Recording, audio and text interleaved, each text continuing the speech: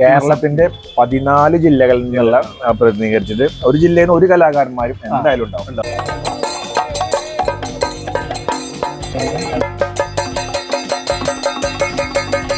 25 വർഷമായി അല്ലേ?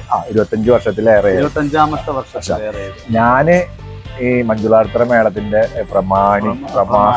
ലീഡർഷിപ്പ് ഏറ്റെടുത്തിട്ട് ഇത് 10ാമത്തെ വർഷം തന്നെയാണ്. അങ്ങനെ ഒരു സന്തോഷം കൊണ്ട് ഞാൻ നിങ്ങളായി പങ്കുവെക്കും. VR ഗുരുവായൂരിന്റെ പുതിയൊരു വീഡിയോയിലേക്ക് എല്ലാവർക്കും സ്വാഗതം. അപ്പൊ ചിങ്ങം 1-ാം തീയതി ചിങ്ങ മഹോത്സവമാണ്. അതിനോടനുബന്ധിച്ച് ചിങ്ങത്തിന് കൊടിയേറ്റായിരുന്നു ഒന്ന്. അപ്പൊ അതിനോടനുബന്ധിച്ച് എന്റെ ആശാൻ ഗുരുവായൂർ ജയപ്രകാശ് ആശാൻ ഇന്ന് കേളിങ് ആറിലൊക്കെ ഉണ്ട്. അപ്പൊ നമുക്ക് അതിന്റെ വിശേഷങ്ങളല്ലേ വെച്ചാ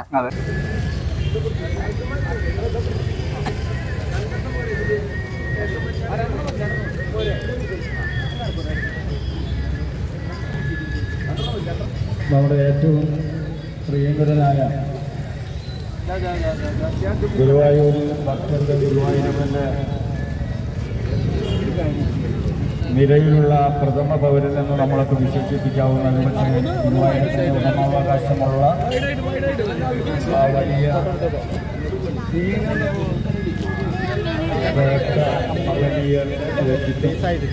ഗുരുവായൂർ ക്ഷേത്രം ഗുരുവായൂർ നമുക്കൊക്കെ വഴികാട്ടിയും മാർഗദർശിയും നമ്മുടെ പ്രസ്ഥാനത്തിൻ്റെ ഏറ്റവും പ്രിയ മഹത്തുക്കളിൽ ഒരാളുമായ ബ്രഹ്മശ്രീ മല്ലിശ്ശേരി പരമേശ്വരൻ ഇപ്പോൾ നമുക്കൊക്കെ അറിയാം. ഗുരുവായൂർ ക്ഷേത്രത്തിൽ എന്ത് തുടങ്ങണമെങ്കിലും എന്ത് മുന്നോട്ട് പോകണമെങ്കിലും അദ്ദേഹത്തിൻ്റെ ആചാര്യ ഭരണത്തോടുകൂടി വേണം എന്ന് നമുക്കൊക്കെ അറിയാം. ഇവിടെയും അത്തരമൊരു തുടക്കത്തിൽ ബ്രഹ്മശ്രീ മല്ലിശ്ശേരി പരമേശ്വരൻ നമ്പൂതിരിപ്പാട് ഗുരുവായൂരിൽ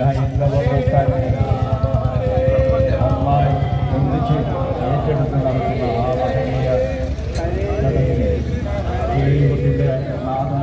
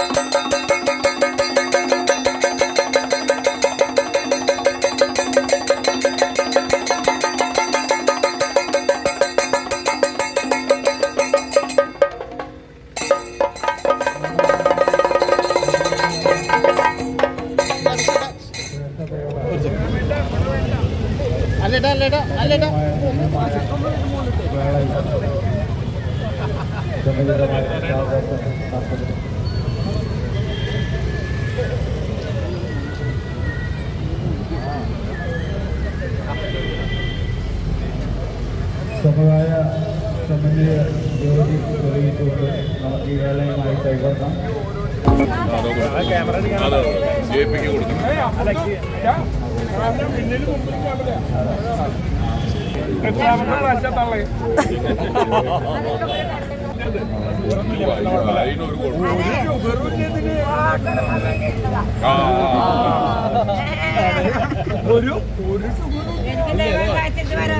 ഞാൻ മുട്ടി കിടക്കുമ്പോ എനിക്കിപ്പോ 69 വയസ്സായി. എനിക്കിപ്പോ 69 വയസ്സായി. എന്നെ എടുത്തുകൊണ്ടിരുന്നത് ഞങ്ങളൊപ്പം നാലമ്പലത്തിൽ നിന്ന് ഏറ്റവും മുന്നിൽ 30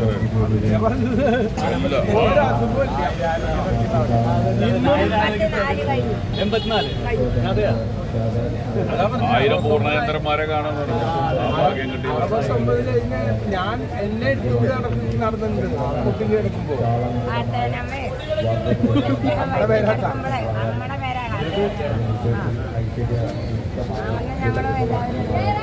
ഒരു കാര്യം അവിടെ തന്നെ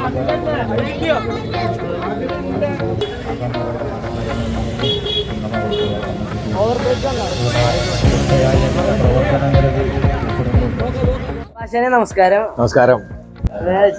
ഇന്ന് കേളിയല്ലായിരുന്നു ഇന്നിപ്പോ നമ്മളെ ഗുരുവായൂർ ചിങ്ങ മഹോത്സവം എന്ന് പറഞ്ഞു കഴിഞ്ഞാൽ ആഗസ്റ്റ് 10 കൂടി മഞ്ജുവാൽ തറയിൽ നിന്നും കിഴക്കേ നടപ്പുരയിൽ ഏകദേശം ഒരു 700ഓളം ഐശ്വര്യ വിളക്ക് ഓരോ ഭക്തന്മാരുടെയും വാദ്യകല ഇവിടെ അവതരിപ്പിക്കാനുള്ള അവസരം. അതായത് ഏതൊരു വ്യക്തിക്കുണ്ട് ഗുരുവായൂർ വന്നിട്ടൊന്ന് കൊട്ടണം. അതെ, എല്ലാ കലാകാരന്മാരും ആദ്യം തുടക്കത്തിലൊന്നും അധികം മെമ്പേഴ്സ് ഉണ്ടായിരുന്നില്ല. വാദ്യകലാകാരന്മാരുടെ ഒരു പാണ്ഡിത്യം കുറവായിരുന്നു. ഓരോ വർഷവും അങ്ങനെ കൂടി 251 എത്തി. നമ്മള് പിന്നെ ഒരു ലിമിറ്റേഷൻ വെച്ച കാരണം കൊറോണയൊക്കെ വന്ന കാലത്ത് നഗരസഭാ ചെയർമാന്റെ ഒരു നിർദ്ദേശം